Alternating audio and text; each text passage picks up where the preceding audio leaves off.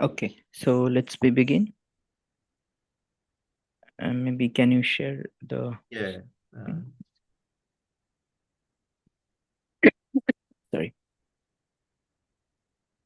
Okay, Is my so screen welcome is everybody to this week's second speaker, and we are going to have a talk on Renormalons as saddle points by Arindam Bhattacharya from Harvard University.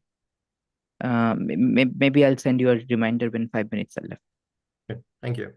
Yeah, let me begin by thanking the organizers for giving me the opportunity to talk. This is work that I've been doing with my advisor, Matt Schwartz, at Harvard, along with collaborators at Harvard, Professor Jordan Kotler and fellow grad student Orlin Dorsey. And what I intend to talk to you today is I'll briefly introduce what renormalons are as an object, and then talk about our work where we show that you can actually interpret these objects as like saddle points in the path integral. So the rough outline for my talk here would be to talk more or less walk you through to what these objects are, and to actually understand what renormalons are. We first need to understand what perturbation theory gives us in quantum field theory and quantum mechanics, and why it fails at extremely large orders. Following that, I'll introduce a bit about what's known as Borel resummation and why we frequently use that in field theory. And following that, I'll introduce the classical example of saddle points in the path integral, such as instantons, and connect them to renormalons. And I'll work my way through up eventually to show how renormalons can also be viewed as saddle points in the path integral.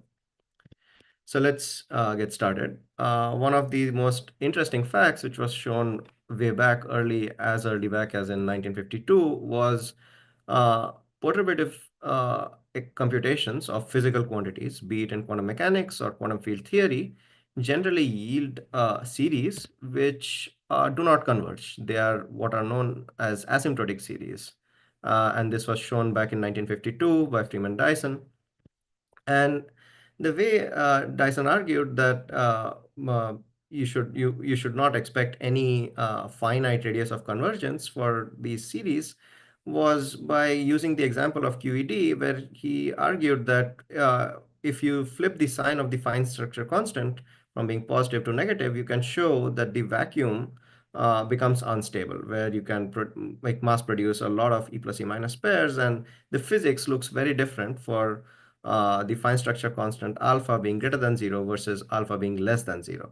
So one is not guaranteed any kind of open disk of convergence near alpha equals 0, thereby making the perturbative expansion kind of sick in one way. So what kind of series do we actually get in QFT or quantum mechanics?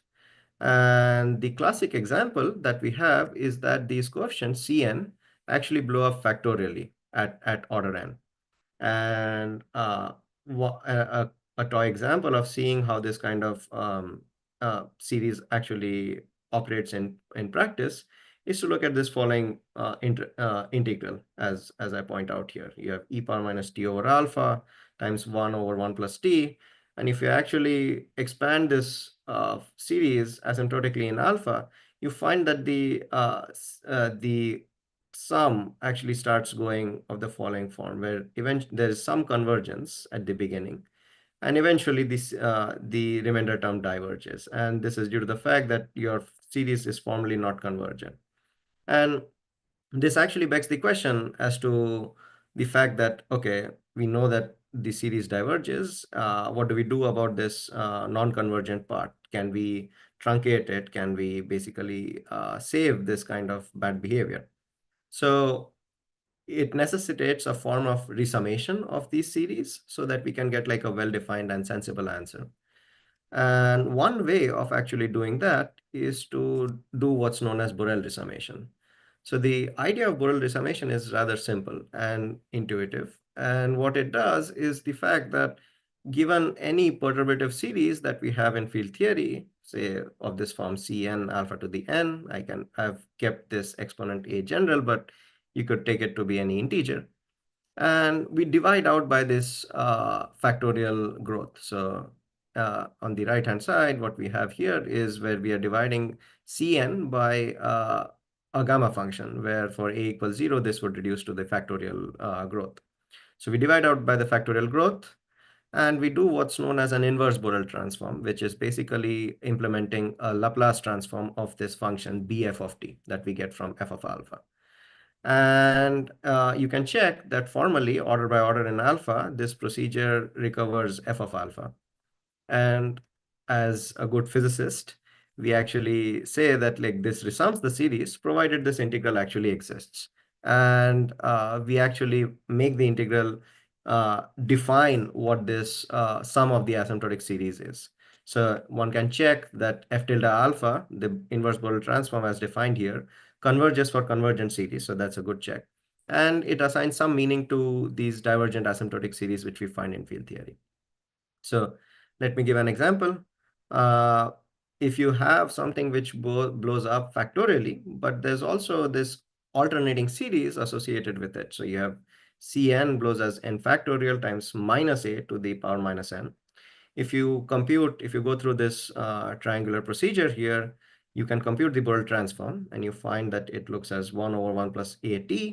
And in fact, for a given the form here, as long as A is positive, there's no pole on the real axis, and you can actually perform this integral, and you get a function which actually has the desired form of asymptotic expansion here. So all well and good. You can save divergent perturbative expansions if it's factorially divergent, but alternating in sign. But what happens if you can't resum it? And that's going to be the crux of the talk here. So we can take the example that I was talking about earlier on and just flip the sign of A. So we have factorial divergence now, but we also have a growth factor which is blowing up, a geometric growth factor, which goes as a to the power minus n, with A being a positive real number. So if we compute the Borel transform now, divide out by the factorial growth, sum it over all terms n, you get B of t looks as 1 over 1 minus A of t. And if you now try to uh, inverse Borel transform or do a Laplace transform of the following of the function b of t, you find that you have a pesky pole on the real axis, which obstructs any meaningful resummation. So you can't perform the integral formally. But nonetheless, we still want to extract some physical meaning out of this. So what typically is done is that we kind of deform the contour of integration. So instead of integrating along the real line, we push the contour above and below it into these contours C plus and C minus, which avoid these poles. One can actually do the resummation in that case because the contour does not encounter a pole any longer. But it comes at the cost of a tiny imaginary piece to your real answer. And this can be gauged by looking at the difference between the resummation along C plus and C minus. And if you actually evaluate this for the following example here, you find that this takes this classic form of e to the power minus 1 over A alpha. This is rather nice because the ambiguity that we actually get being forced to resum a series which has a Borel pole which obstructs the resummation gives us an ambiguity which is non-perturbative. The e power minus 1 over alpha is a classic example of a function which doesn't admit an asymptotic expansion in the small coupling alpha. But it's also rather nice physically because this looks parametrically of the same order as contributions in the path integral from non-perturbative objects. So for instance, uh, A here could be proportional to the A here could be inversely proportional to the action of an instanton in your theory. And the contribution of such instantons typically goes in the saddle point approximation goes as e to the power minus instanton action over the coupling. So this has the ambiguity is roughly proportional to instanton-like features in the path integral. And if you actually make A dependent on, say, the running coupling, so for instance, if A is the first leading coefficient of running, beta naught in your theory, and you're considering QCD, for example, the form actually becomes proportional to lambda QCD to some integer power. So this starts proving non-perturbative corrections in perturbative predictions in QCD physical quantities. So we can ask, okay, why do we actually see this factorial growth? Is this generic? Like why is this a feature of quantum field theory or quantum mechanics? And one reason why we expect the series to be factorially divergent is the fact that the number of Feynman diagrams is generically ordered n factorial at the nth order in the perturbative expansion. So a quick and easy way of seeing this is to consider simple 1D examples, which are characteristically similar to field theory or quantum mechanical systems. And if you actually work through for this example, so what I've chosen here is uh, to mimic, like, say, a quartic coupling in field theory or quantum mechanics with a alpha z to the 4 interaction. And in this 1D case, we can actually do the integral and we can find the asymptotic expansion of it. And we find that this actually, this blows up. There's a factorial blow up, which is an alternating sign of nature. But if you wanted to actually recast this in a language which is similar to Feynman diagrams, you can also do that, where you can assign a propagator here for this system, for this 1D partition function, if you like, with a propagator which is unity, and you have an interaction here which goes as minus alpha. And you can diagrammatically compute the partition function z of alpha. And because the symmetry factor for any of these Feynman diagrams is generically going to be order less than equal to 1, this already tells you that if we are to recover this factorial blow up, the number of diagrams have to be generically of order n factorial at any order in the coupling. And while I've shown this for like a 1D example, this is actually very general and was shown to be true for field theories which admit instantons by Lev Lipatov in 1976. So let me sketch the argument as to what Lipatov described. And uh, a generic example of this is to consider a Euclidean field theory, so with a quartic coupling again, but critically with a inverted sign of the potential. So if you look at the Euclidean action here, I have a negative 4-point coupling. And we can ask, can we compute the partition function z of lambda using the path integral here? And in order to look at the series of the series of the partition function z of lambda, we wish to compute these coefficients Cn. And one way of doing that is to actually do these contour integrals here. So we take z of lambda, divide out by lambda to the power n plus 1. This fishes out the Cn pole. This fishes out, this goes as Cn over lambda. And by doing a contour integration around lambda equals 0, the circulation ends up giving us the coefficient Cn. And what Lipatov argued was if we use the expression for the path integral along with this observation that Cn is given by this contour integration, we can do a simultaneous saddle point approximation in the exponent here. So we do a saddle point approximation not only in the action S of phi, but we also do a saddle point in the coupling lambda. So what happens if we go through with that? You can compute del S del phi. This is extremizing the action with respect to the fields. And you find that there are uh, finite action field configurations. And these are what are known as the Fubini-Lipatov instantons here. So the action on these field configurations is finite in the units that I've given here. S of the instanton is 16 pi squared. And the field profile takes the following form.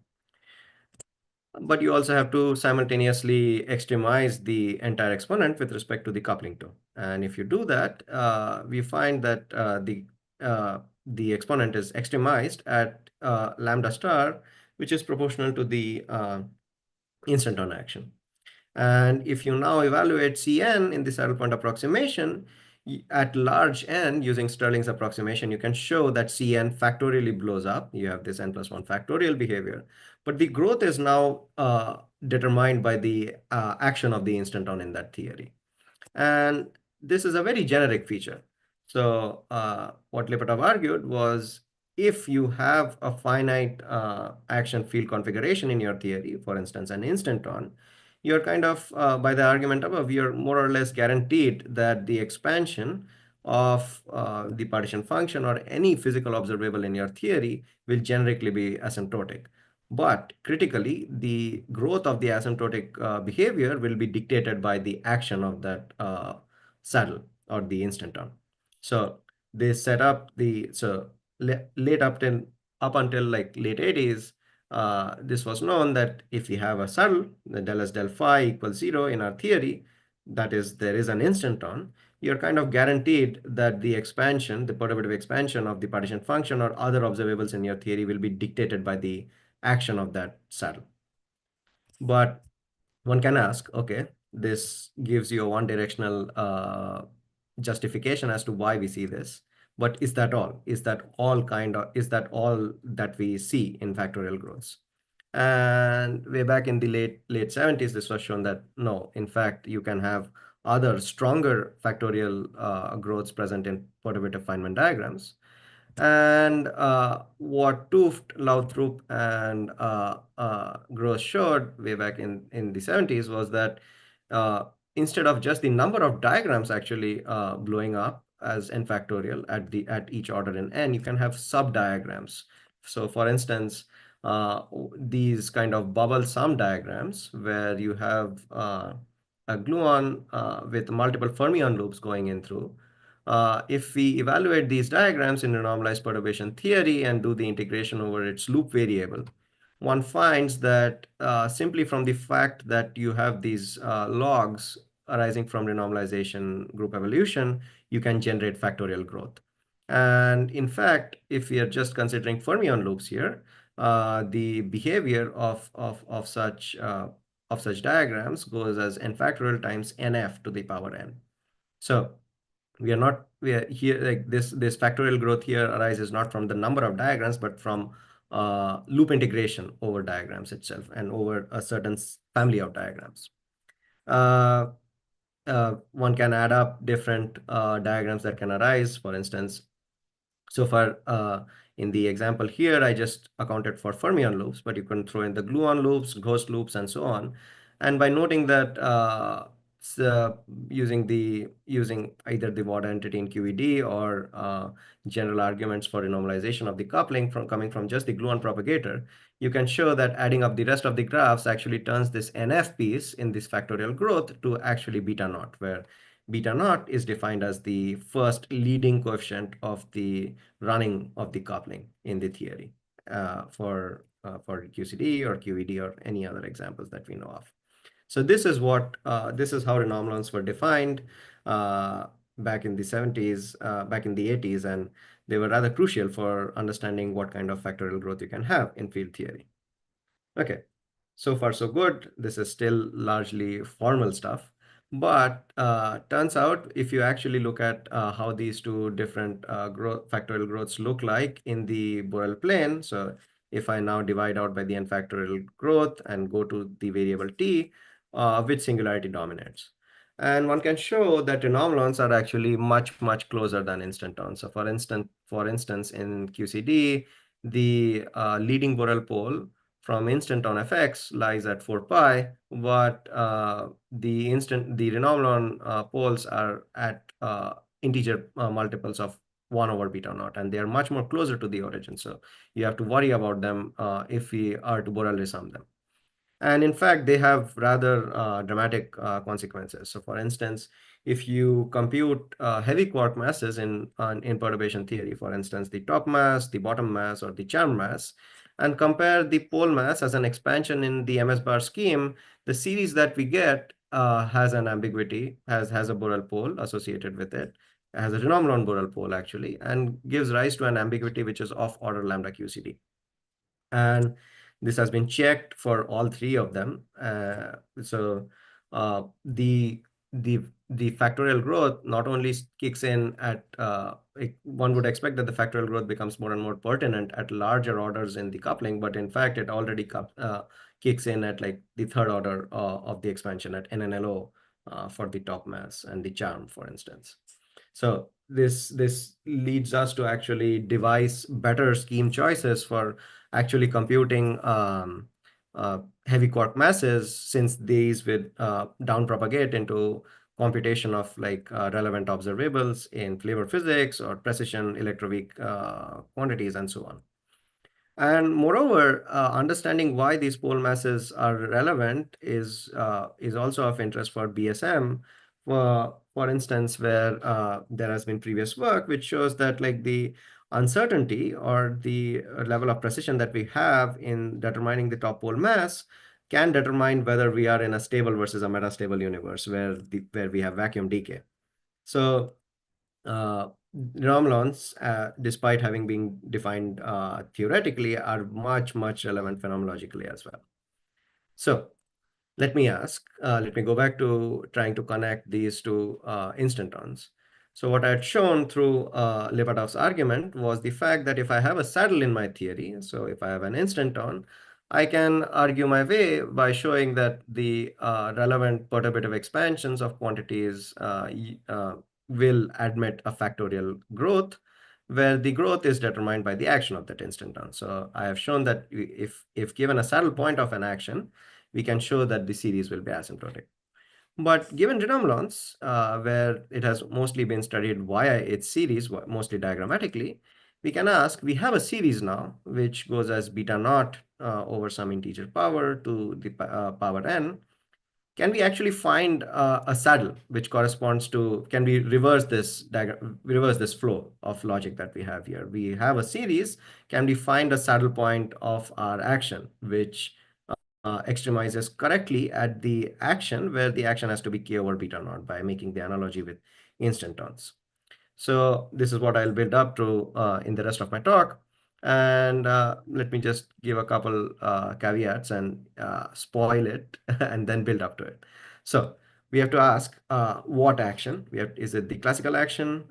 Is it some other form of the action? And we have to ask what is this operator here? Like, is this generic? Is this the partition function, or is this some particular operator to determine which renormalon are we interested in? So the spoilers ahead, S turns out to be the effective action where you have integrated out certain degrees of freedom and you have the running coupling appearing. And we can be very general and actually show that this saddle holds, the saddle that we found works for any arbitrary operator O. So let's build up to this. So the first question which I want to answer is, why do Borel transforms actually work in quantum mechanics or quantum field theory? And part of the reason why they work is the fact that exponential Laplace-like integrals are very common in field theory or quantum mechanics, basically Euclidean path integrals, if you may. And the way we obtain perturbative series is by expanding around the saddle point of that exponential integral. So let me give a 1D example, and then I'll build up to this. So for instance, if I have f of alpha, where I'm defining f of alpha by the integration over z of an action exponentially weighted e power minus s of z over the coupling alpha.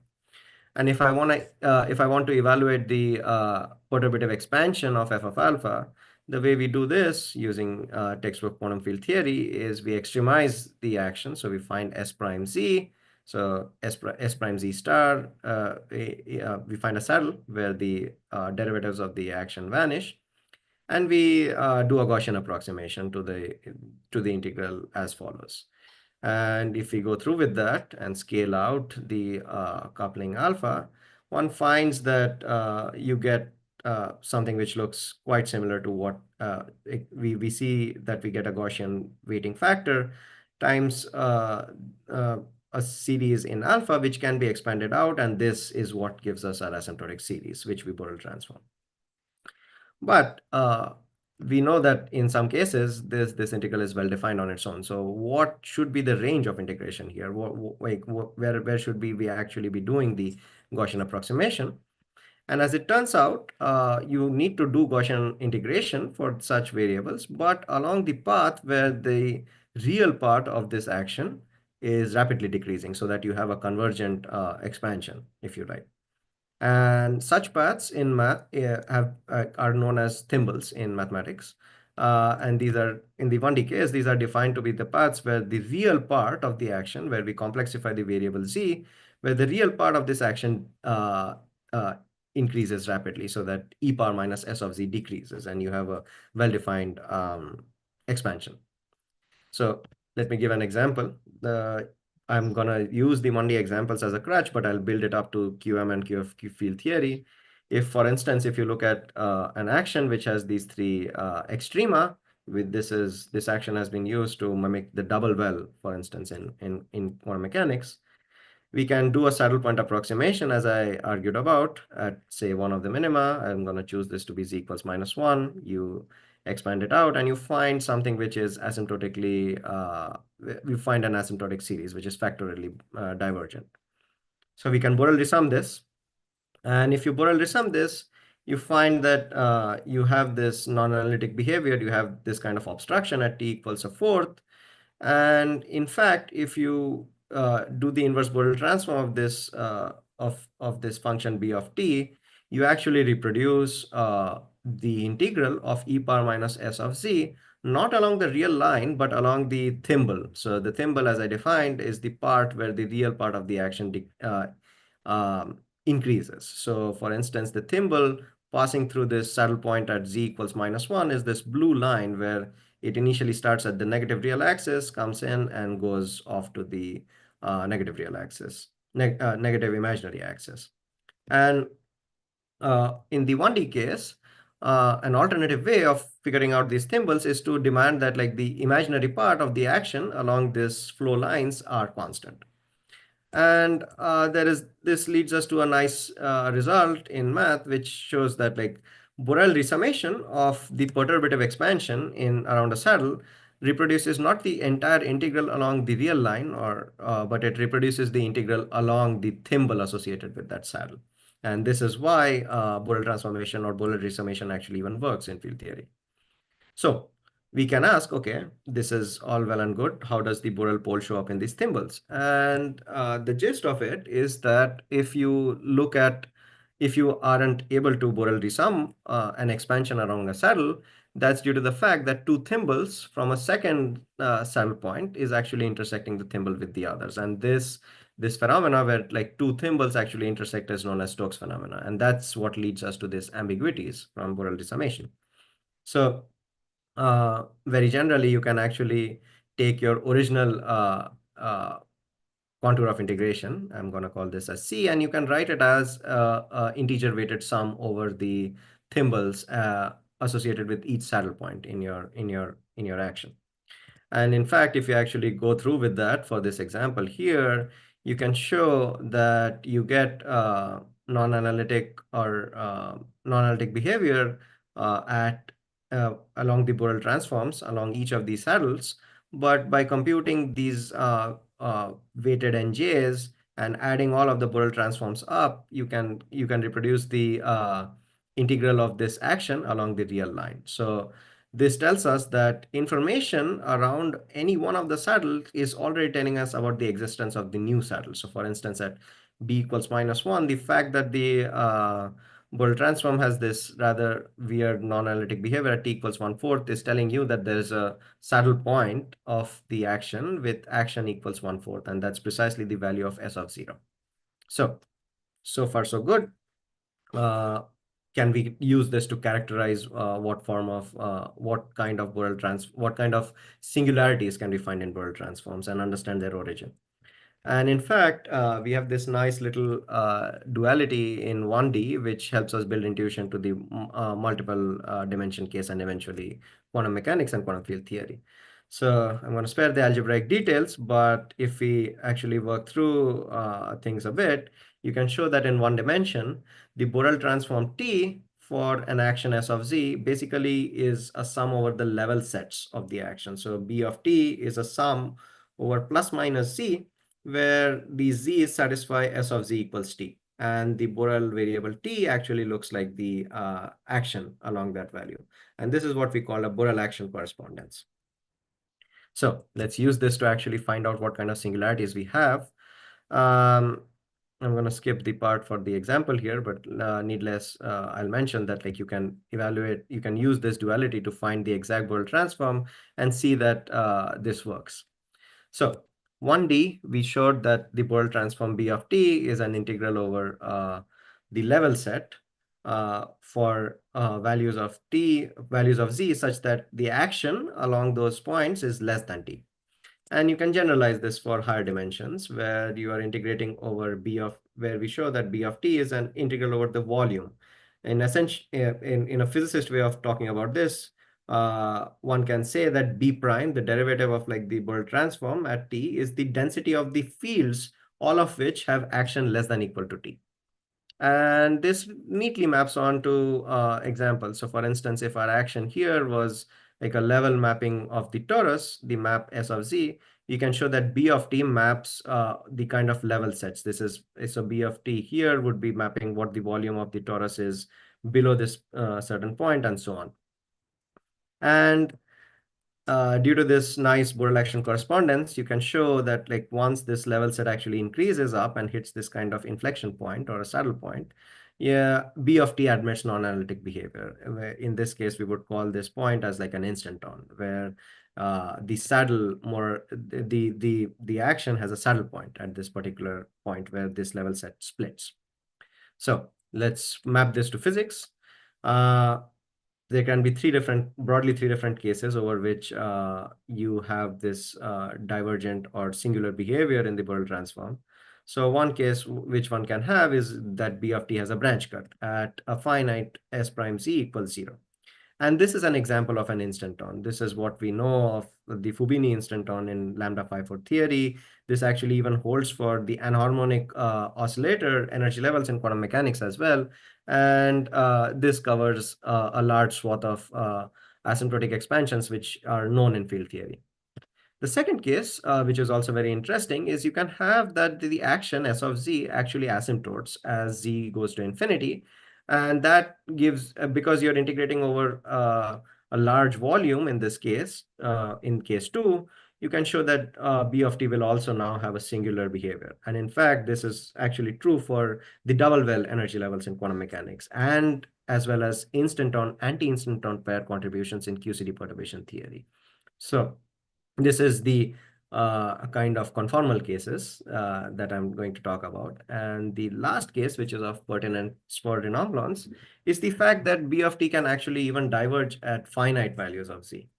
And to show this, a simple enough example of an action which admits this kind of behavior is to have S of, we use S of two-dimensional variables. So the action is now a function of Z and rho, and given the following form here, you can actually evaluate the form of the Borel transform, and you find that you get a pole at Z equals TR. And this is very characteristic or very similar to what we get from renormalons, from diagrammatics, Feynman diagrams.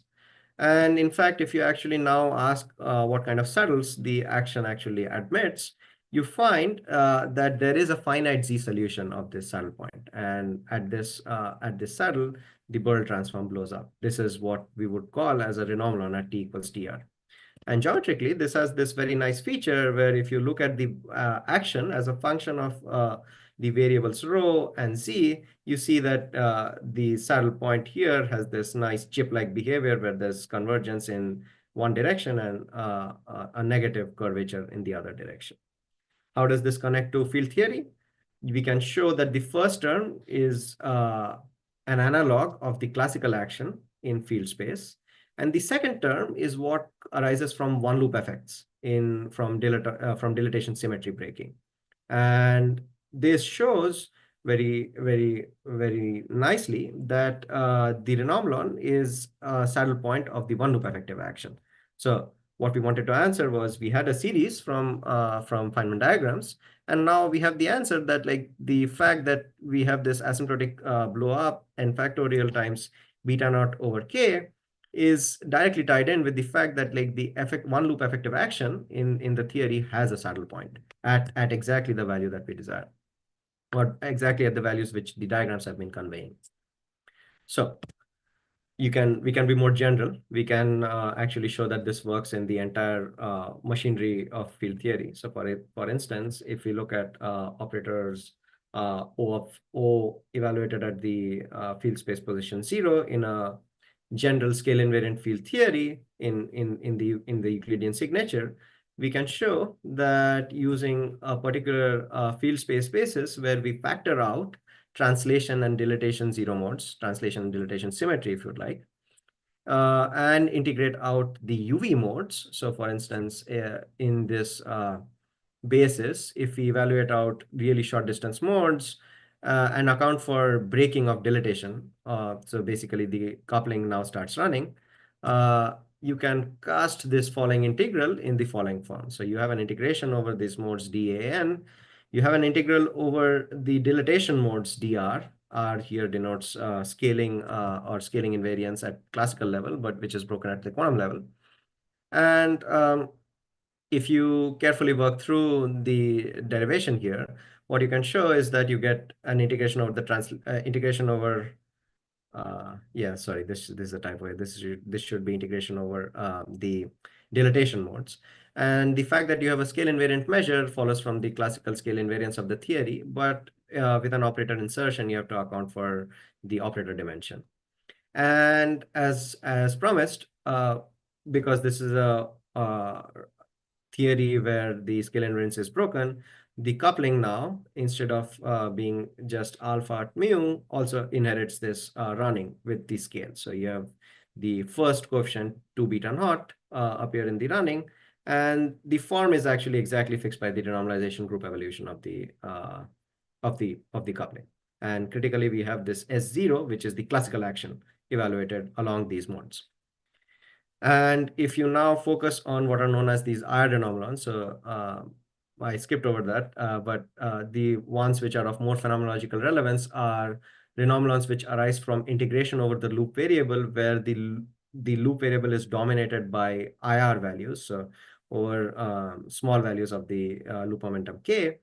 You can show that uh, the following integral can actually be cast into the 2D example that I was talking about. So if you change variables to rho equals log mu r and use the Borel actions correspondence to actually substitute the classical action S0 as being the Borel variable t, you can get it in the form, you can show that it arises in a form which is exactly of the form that I was talking about in the toy example before, albeit with this b tilde t factor, which you can show accounts for instanton singularities. So the path integral is rather nice in the fact that like it encompasses both the instanton singularities in the Borel transform, but also the renormalon ones. And just to make things clear, if you look at the similarity between this, between the form of the path integral that we obtain after integrating over UV modes and singling out the dilatation direction, we see that we arrive at exactly the 1D, the 2D form of the toy example of the renormalon here. And if we go through that, so let me give an example. You can take O to be, say, the trace gluonic field strength tensor squared in QCD. So trace G squared, which has an operator dimension delta O equals 4. And if you look at the saddle of this one loop effective action, you find that you get a saddle at TR equals 2 over beta naught. And this is actually been known for a while in via diagrams in field theory. Like the leading renormalon uh, in this operator matrix element is at 2 over beta naught. And in fact, you can show that the value of the dimensionless dimensionless dilatation value, dilatation parameter rho, translates to a length scale which is of order lambda QCD. So this is pointing you out to the fact that the renormalon is actually trying to probe non-perturbative physics here at exactly the scale at which QCD gains a dimension scale. So this is to emphasize that the setup here, which we found, is rather general and is a non-diagrammatic way of probing these objects in perturbative quantum field theory. And what we have shown is that if you have a renormalon in the series, you can actually find a corresponding saddle of the effective action whose where the action is extremized, and the value of the action at that point is exactly equal to the location of the renormalon. So far so good. We have identified the saddle. One can ask, can we now do a systematic Borel resummation of that now that we have found out the saddle? And this needs a bit of a work, mainly due to the fact that thimbles in higher dimensions So in more than one dimensions tend to be more complex. And the way of mathematically defining them is to have the same kind of restriction as we found in 1D. So these are still paths over which the imaginary part of the action, suitably complexified, is still constant. But because we have two real variables, upon complexification, this would become a four-dimensional. This would become like a two-dimensional complex integration would result in a four-dimensional real region of integration.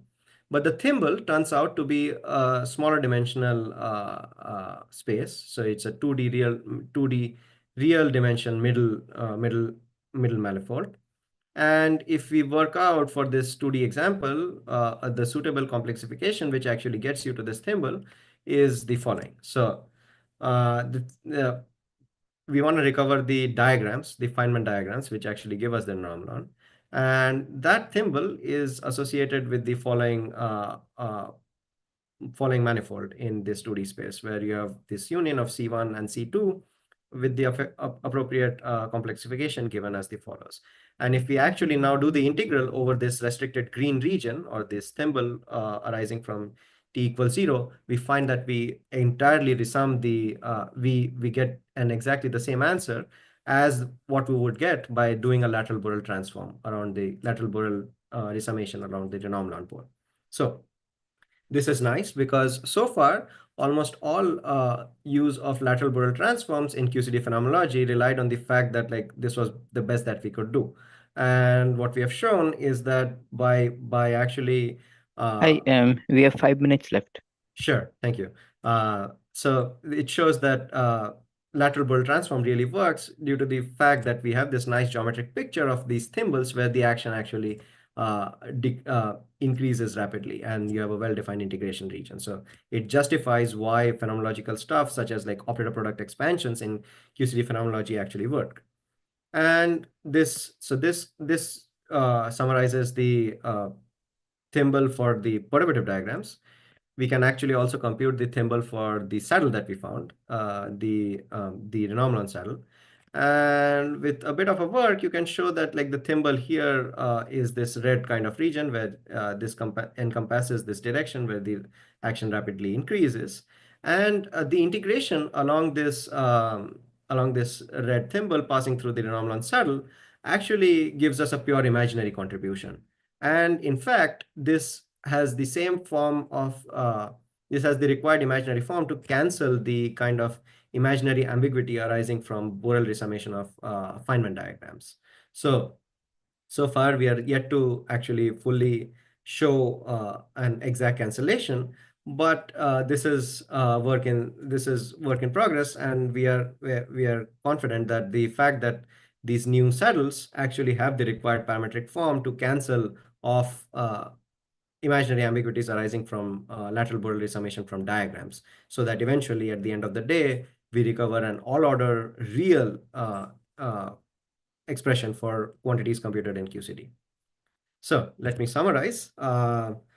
Renormalons, as introduced here, which were mostly being studied diagrammatically, which were factorial growths from subdiagrams, can also be viewed as saddle points of the effective action. So this puts them on the same footing as instantons. Instantons have been known to have the same kind of factorial growth, and people have found them in the action. And what we have shown is that like the Renormalon can also be viewed in the same lens.